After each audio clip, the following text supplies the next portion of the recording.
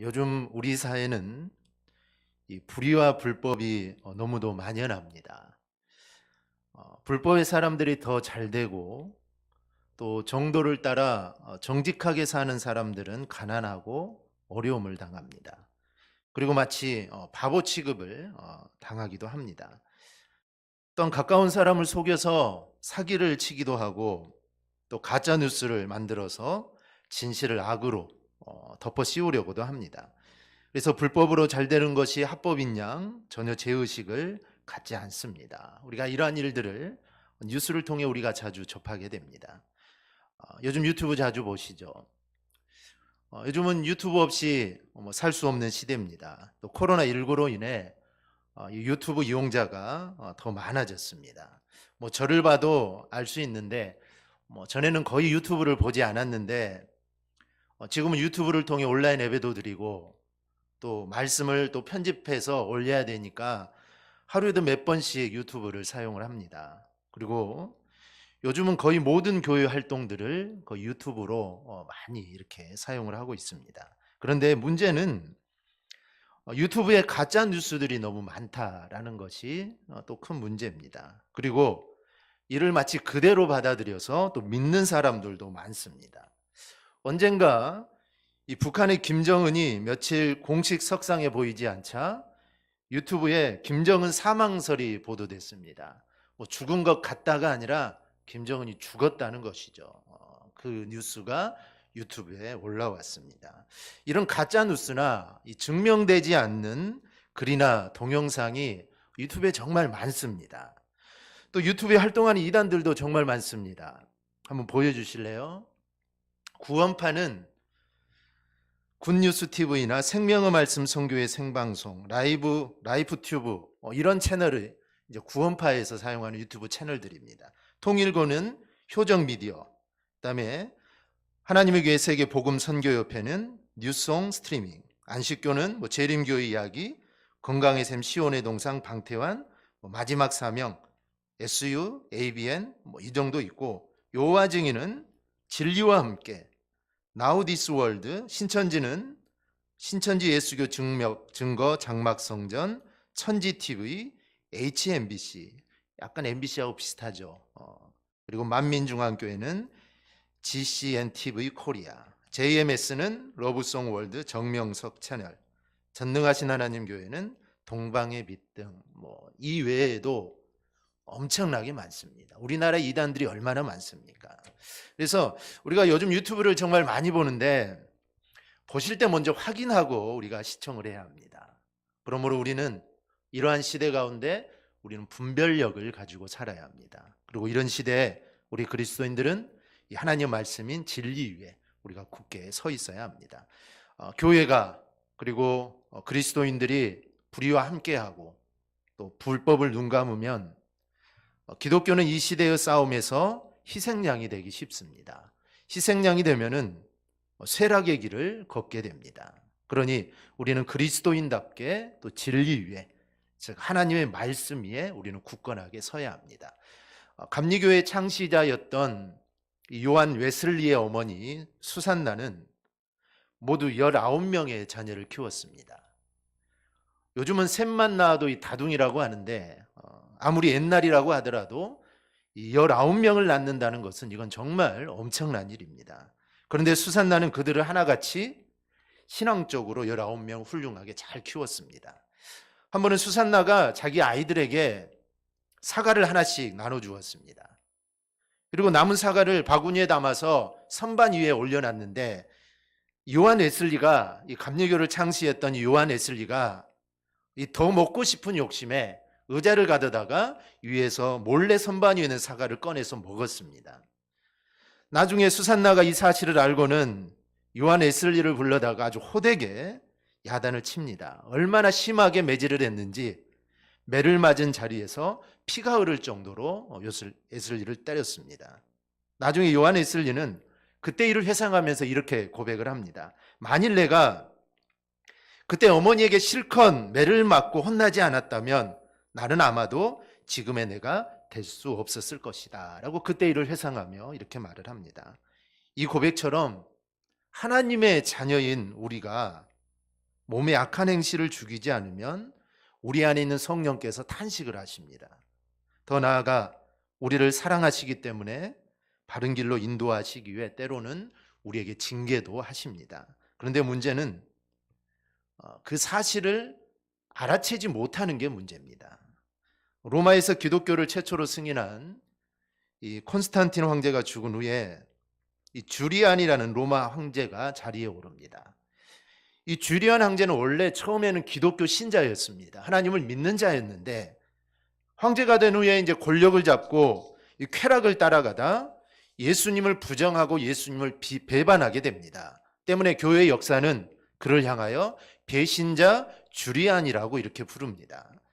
주리안 황제가 있을 때 로마와 파사국 사이에 전쟁이 발발을 하게 됩니다. 파사국으로 진격해 가던 도중에 이 주리안 황제는 전쟁에서 승리하고 무사기한을 기도하는 이 군인들을 보고 그는 비웃었습니다. 무슨 기도냐라는 것이죠. 전쟁을 나가는데 무슨 기도냐, 기도 필요 없다라고 그들을 비웃습니다. 그러나 얼마 후 주리안 황제는 전쟁에 심한 부상을 당해 결국 죽게 됩니다. 그가 죽음을 앞에 놓고 자신이 얼마나 어리석은가를 생각하며 오 갈릴리 사람이여 당신이 결국은 승리했습니다 라고 이렇게 고백을 합니다. 결국 그는 자신의 배신을 후회하며 그는 죽어갑니다. 여러분, 악인과 의인을 어떻게 구별할까요? 세상에서는 착한 사람은 의인이고 나쁜 사람은 악인이라고 말을 합니다. 그런데 이거는 세상의 구별 방법이지 성경이 말하는 의인과 악인은 다릅니다. 성경이 말하는 의인은 하나님 말씀대로 순종하며 살아가는 사람이 의인입니다. 그러면 악인은 그 반대로 하나님을 거부하고 고의로 말씀을 저버린 사람, 바로 이 사람이 악인입니다.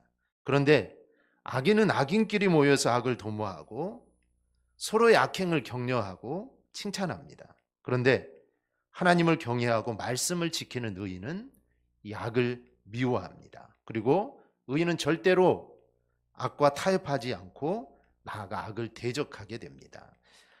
북이스라엘의 10번째 왕이었던 이 예후는 왕이 될 수 없는 상황이었는데 왕이 됐습니다. 그래서 처음에는 하나님 말씀대로 정말 순종하는 삶을 살았습니다. 그러나 중간에 이 마음이 변하게 되죠. 우상을 섬기고 하나님이 싫어하는 일들을 하게 됩니다. 그래도 하나님은 그래도 그동안 예후가 하나님을 잘 섬긴 면들이 있기 때문에 내가 너의 왕조를 내가 4대까지 보장해 주겠다라고 하나님이 그 약속을 합니다. 그래서 예후가 죽고 나서 그의 아들인 여호아스가 이제 왕이 됩니다. 본문 1절에 보면 여호아스는 이스라엘을 17년 동안 다스렸다라고 말을 합니다. 이때가 역사적으로 보면 대략 주전 814년경부터 798년 사이입니다. 그런데 요아스의 삶을 보면 그는 죄를 지어 징계를 받습니다. 요아스가 죄에서 돌이키는 것 같았습니다. 하나님이 징계를 할 때 이 죄에서 돌이키는 것 같았는데 결국 돌아서질 않습니다. 그래서 주리안 왕제처럼 믿음을 배반한 왕으로 살다가 그도 또 죽게 됩니다. 오늘 우리는 이 요아스를 살펴보려고 하는데 요아스를 통하여 우리를 돌아보는 그런 시간이 꼭 될 수 있기를 바랍니다. 첫째, 요아스는 여호와 보시기에 악한 왕이었습니다. 오늘 1절과 2절 우리 한번 같이 읽어볼까요? 1, 2절 함께 봅니다. 유다의 왕 아하시아의 아들 요아스의 제23년에 예후의 아들 요아스가 사마리아에서 이스라엘 왕이 되어 17년간 다스리며 여호와 보시기에 악을 행하여 이스라엘에게 범죄하게 한 느밧의 아들 여로보암의 죄를 따라가고 거기서 떠나지 아니하였으므로. 아멘. 요아스의 이름의 뜻은 여호와께서 붙잡으셨다라는 뜻입니다. 하지만 그는 17년 동안 북이스라엘을 다스렸지만 그는 여호와 보시기에 악한 왕이었습니다. 어떤 면에서 악한 왕이었는지 이어서 나오는데 이스라엘에게 범죄하게 한 느밧의 아들 여로보암의 죄를 따라가고 거기서 떠나지 아니했다라고 말씀을 합니다. 악한 왕들에게 늘 따라붙는 말이 여로보암의 죄입니다. 여로보암의 죄는 바로 하나님이 가장 싫어하시는 이 우상 숭배입니다. 그는 우상을 만들어서 이것이 하나님이다 말을 했습니다. 그리고 일반 백성으로 제사장을 삼아 하나님을 이렇게 섬기도록 했던 왕이 여로보암입니다. 그런데 여로보암은 하나님이 없다고 말하지 않았습니다. 하나님을 부정하지는 않았죠. 하나님이 있다고 합니다. 하나님은 있다. 그런데 그가 말하는 하나님은 성경이 말하는 하나님이 아닙니다. 열왕기상 12장 28절에 30절을 보면 이렇게 말합니다. 이에 계획하고 두 금송아지를 만들고 무리에게 말하기를 너희가 다시는 예루살렘에 올라갈 것이 없도다. 이스라엘아, 이는 너희를 애굽 땅에서 인도하여 올린 너희의 신들이라 하고 하나는 베델에 두고 하나는 단에 둔지라. 이 일이 죄가 되었으니 이는 백성들이 단까지 가서 그 하나님께 경배함이더라. 바로 이것이 큰 죄입니다. 이 금송아지는 스스로 계신 하나님이 우리에게 계시하여 보여주신 그 하나님이 아닙니다. 하나님이라고 말하지만, 여로보암이 이걸 하나님이라고 말하지만 이 하나님은 여로보암이 만들어낸 하나님입니다. 그래서 하나님은 십계명 중에 제2계명에서 너를 위하여 새긴 우상을 만들지 말고 또 위로 하늘에 있는 것이나 아래로 땅에 있는 것이나 땅 아래 물속에 있는 것에 어떤 형상도 만들지 말라라고 우리에게 말씀합니다. 하나님은 나는 이렇게 생겼다라고 말씀하신 적이 단 한 번도 없습니다. 그러니 하나님을 형상할 수가 없습니다. 즉 하나님을 형상화해서는 안 됩니다. 그런데 그 하나님을 형상화하는 것, 이게 바로 우상이 되는 것입니다. 어떤 것을 만들어 놓고 이것이 하나님이다 섬기는 것이 바로 우상이 됩니다. 아무리 금송아지를 만들어 놓고 하나님이 눈에 보이지 않는다고 하지만 금송아지를 만들어 놓고 이걸 하나님이라 하고 그 앞에 제사를 다 드려도 그것은 하나님 보시기에 죄일 뿐입니다. 그것은 자신이 만들어낸 하나님이기 때문입니다. 그런데 그 길을 여호와스가 따라갔다라는 것입니다. 그런데 지금도 이 하나님을 믿는다고 말하는 사람들 가운데 이런 사람들이 얼마나 많은지 모릅니다. 눈에 보이는 어떤 형상을 만들어 놓고 이게 하나님이다라고 말하는 않지만 성경이 아닌 자기 스스로 하나님을 정해놓고 자기 스스로 신앙을 정해놓습니다. 그래서 기준이 자기 자신에게 있습니다. 그리고 거기에 맞춰서 신앙생활을 열심히 합니다. 그런데 이러한 신앙생활은 하나님 앞에 잘못된 것입니다. 신앙의 기준은 내가 아닙니다. 내가 신앙의 기준을 삼고 거기에 맞춰서 신앙생활을 한다면 그거는 우상을 만들어 놓고 우상을 숭배하는 것과 똑같은 죄입니다. 우리의 신앙생활의 기준은 하나님입니다. 그리고 기록된 66권의 성경입니다. 바로 여기에 우리의 기준을 우리는 삼아야 합니다. 그래서 지금도 우리가 할 일은 과거에도 그랬고 지금도 그렇지만 말씀으로 돌아가는 것입니다. 어려울 때마다 나왔던 것이 말씀입니다. 종교개혁 당시에도 천주교가 타락했기 때문에 그때 나온 것이 말씀으로 돌아가자. 말씀으로 돌아가면 모든 문제는 다 해결이 됩니다. 그래서 종교개혁이 일어나고 개신교가 분리해서 나오게 된 것입니다. 지금도 마찬가지입니다. 우리가 어려움을 당할 때마다 우리에게 필요한 것은 바로 말씀입니다. 말씀 붙잡고 말씀으로 돌아가면 그 말씀 안에 모든 문제의 답들이 말씀에 담겨져 있기 때문입니다. 그래서 말씀으로 우리는 돌아가야 됩니다. 그래서 내 생각, 내 이기심, 내 욕심, 내 판단, 우리 이런 거 다 내려놓고 우리가 말씀 안에 서는 겁니다. 그리고 하나님 말씀을 듣는 겁니다. 우리는 디모데후서 3장 15절에서 17절 말씀을 우리는 잘 기억해야 합니다. 우리 한번 같이 보겠습니다. 또 어려서부터 성경을 알았나니 성경은 능히 너로 하여금 그리스도 예수 안에 있는 믿음으로 말미암아 구원에 이르는 지혜가 있게 하느니라. 모든 성경은 하나님의 감동으로 된 것으로 교훈과 책망과 바르게 함과 의로 교육하기에 유익하니 이는 하나님의 사람으로 온전하게 하며 모든 선한 일을 행할 능력을 갖추게 하려 함이라. 아멘. 이 말씀처럼 우리는 성경 말씀을 기준으로 삼고 그 말씀을 배우고 그 말씀을 익혀야 합니다.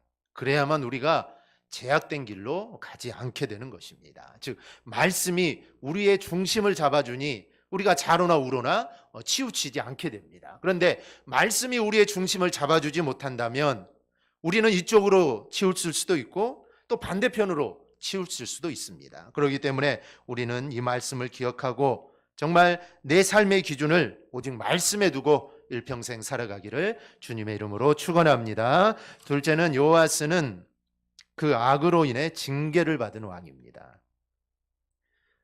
요아스가 여로보암의 악한 행동을 본받자 하나님은 요아스를 징계하십니다. 본문 3절인데요. 여호와께서 이스라엘에게 노하사 늘 아람 왕 하사엘의 손과 그의 아들 베나닷의 손에 넘기셨더니, 아람이라는 나라는 지금의 시리아 근처에 있는 시리아에 위치한 나라인데 그 당시 아람은 아주 무척 강한 나라였습니다. 그 나라가 침략을 합니다. 그래서 그 지배하에 놓이게 됩니다. 그로 인해 얼마나 큰 어려움을 겪겠습니까? 우리가 잘 아는 대로 일제강점기 때 우리나라 사람들이 얼마나 어려움을 많이 겪었습니까? 아마 저와 여러분 대부분은 그때 일을 직접 경험하지는 않았지만 실제 그 일을 당했던 사람들은 아마 상상할 수 없는 그런 학대와 또 탄압을 받았을 겁니다. 우리의 글을 쓰지 못하고 우리의 옷을 입지 못하고 재산을 다 빼앗깁니다. 심지어 사람들을 잡아다가 총알바지로 세우고 성놀이개로 삼았습니다. 이것은 이스라엘도 마찬가지입니다. 오늘 본문 4절을 보면 아람 왕이 이스라엘을 학대함으로 요아스가 여호와께 간구하매 여호와께서 들으셨으니 이는 그들이 학대받음을 보셨습니다. 얼마나 학대가 심했든지, 얼마나 아람이란 나라가 이스라엘을 괴롭혔든지 그 악한 여호아스가 기도를 다 합니다. 악하기로 소문난 왕이 도저히 참을 수가 없습니다. 이 아람이란 나라가 괴롭히는 것을 도저히 참을 수 없어서 하나님께 기도를 합니다. 그러자 하나님은 그 기도를 들으시고 그 학대를 면해 주십니다. 그런데 여호와께 간구하매와 여호와께서 들으셨으니 라는 상황이 곧바로 연결됨을 알 수가 있습니다. 여호아스가 기도했다 했는데 하나님이 그래도 한번 어디 좀 잘한가 내가 한번 보겠다가 아니라 기도하자마자 하나님은 그 기도를 들어주십니다. 사실 비록 악한 왕일지라도 여호와께 간구하기만 하면 하나님은 곧바로 응답하시는 분입니다. 사실 하나님은 당신께 부르짖는 자의 간구를 절대 외면하지 못하시는 은혜로우신 분입니다. 하나님은 당신에게 부르짖는 자가 이 사람이 죄인이든 이 사람이 의인이든 상관없이 그의 간구가 진실되기만 하면 하나님은 반드시 들어주십니다. 우리는 흔히 하나님은 죄인의 기도는 들으시지 않는다라고 생각하는데 그렇지 않습니다. 물론 죄인이 자기 죄를 회개하지 않고 그냥 하나님께 간구하면 하나님은 그 기도를 듣지 않습니다. 그러나 죄인이 하나님께 징계를 받고 그로 인해 자기 잘못을 깨달은 후에 하나님께 회개하며 부르짖을 때 하나님은 그를 외면하지 않으시고 그 고통에서 반드시 건져주십니다. 이를 잘 보여주는 것이 이 사사기에 나타난 이스라엘의 역사입니다. 우리가 사사기를 보면서 이스라엘 역사를 정리해 보면 한마디로 이 범죄의 역사입니다. 사실 이스라엘 백성들은 여호수아가 죽은 후에 줄곧 하나님께 범죄하는 삶을 살았습니다. 그래도 여호수아가 살아있을 때는 여호수아가 지켜보고 있으니 그들이 범죄하지 않았는데 이제 여호수아도 죽고 또 가나안 전쟁을 했던 사람들도 다 죽고 이제는 평안한 삶을 사니 그들이 하나님을 배반하고 범죄하는 삶을 삽니다. 그러나 사사기에 나타난 이스라엘 역사를 또 한 번 말한다면 하나님의 은혜의 역사입니다. 하나님이 이스라엘에 범죄하면 다른 나라들을 통하여 이스라엘을 징계하십니다. 그러면 그들이 고통을 당하게 되죠. 그러면 고통을 당하다가 이제 도저히 못 참겠다 하나님께 간구하면 하나님은 곧바로 사사를 보내셔서 그들을 구원해 주십니다.